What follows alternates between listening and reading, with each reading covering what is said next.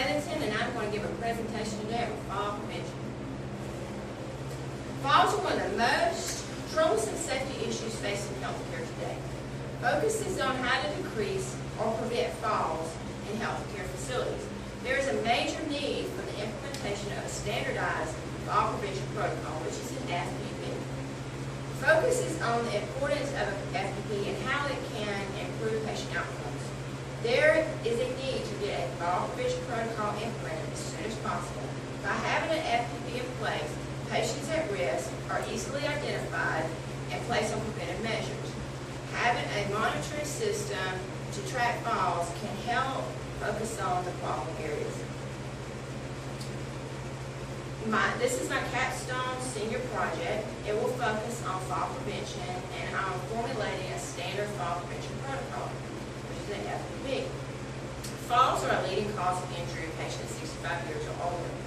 In some cases, falls can even be fatal. And identifying people who are, or patients who are at risk of falls is the number one way to help prevent a fall. Falls cannot be entirely prevented, but measures can be placed to reduce the likelihood of a fall occurring.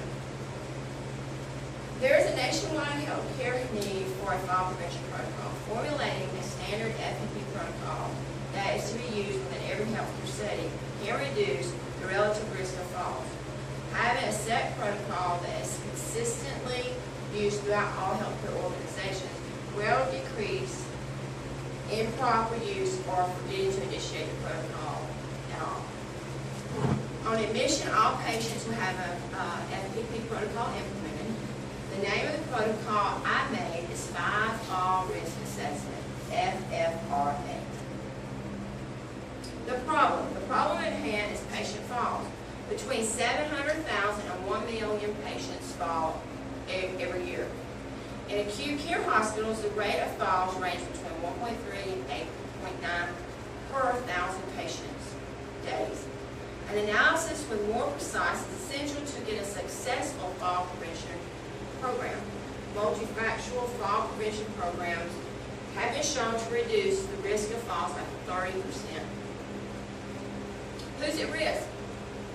Adults over the age of 65, patients that have a history of falls, altered mental status, sedating medications, and anyone that's got an altered mobility. Causes of falls: mental status, muscle weakness, gait problems, environmental hazard, wet floors, poor lighting, improper shoes.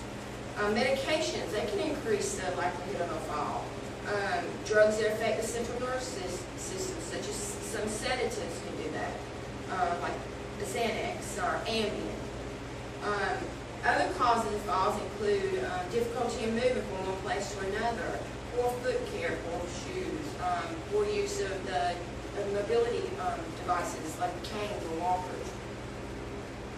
My rationale for my project: the topic of fall prevention was chosen because it's a major healthcare concern and one of the most common causes of injuries, especially in people over the age of 65.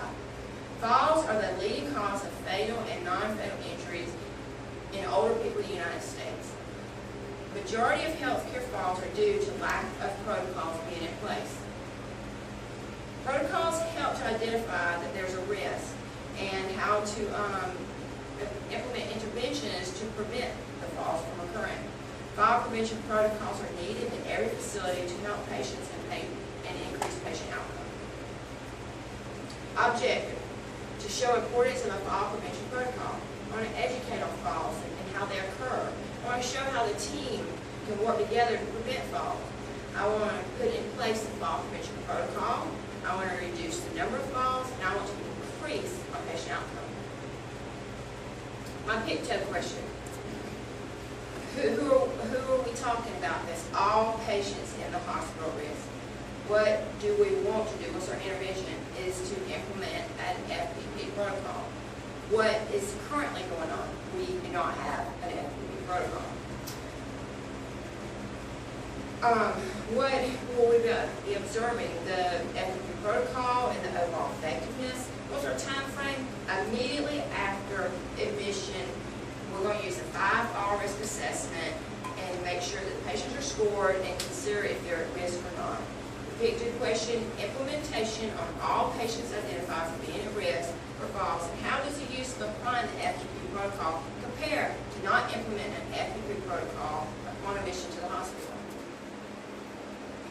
Success takes teamwork. That's right. Who's the team? Doctors, nurses, techs, PCTs, CNAs, pharmacists, physical therapy, occupational therapists. Preventing patient falls are done with teamwork. It takes more than one person. It takes the interdisciplinary team. The interdisciplinary team, nurses of all levels, nursing assistants, unit clerks, secretaries, pharmacists, physical therapy, occupational therapy, the doctors. The diversity promotes the gathering of ideas and evidence from all corners of the organization. It makes them more personable, accountable for preventing falls and related injuries. So everyone puts their mind together and everybody has a different idea of how we're going to prevent falls from occurring. How can falls be prevented? Finding a solution. We have to find a solution to fix the problem. Patients' fall are ever present. We must think of new ways to solve this age-old concern.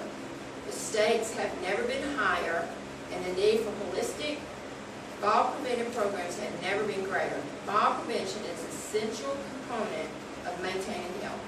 Many effective fall prevention programs exist, both in the community and in healthcare facilities across a wide variety of settings. Implementing such a program can help reduce falls, help older Americans live longer lives and better quality health. It's time for a change. The evidence for change. The evidence is fall risk assessment. First step is to formulate the fall risk protocol, fall prevention protocol. The evidence of change, protocol guidelines, fall risk assessment, hourly rounding, medication reviews, educate the patients and their families on preventive, call if you need to go to the bathroom, use your call light. And then also if they do fall, do a post-fall huddle to discuss the patient fall event. The evidence of change. The evidence of change is by a fall prevention protocol at FPP. The one that I formulated was a 5 fall risk assessment.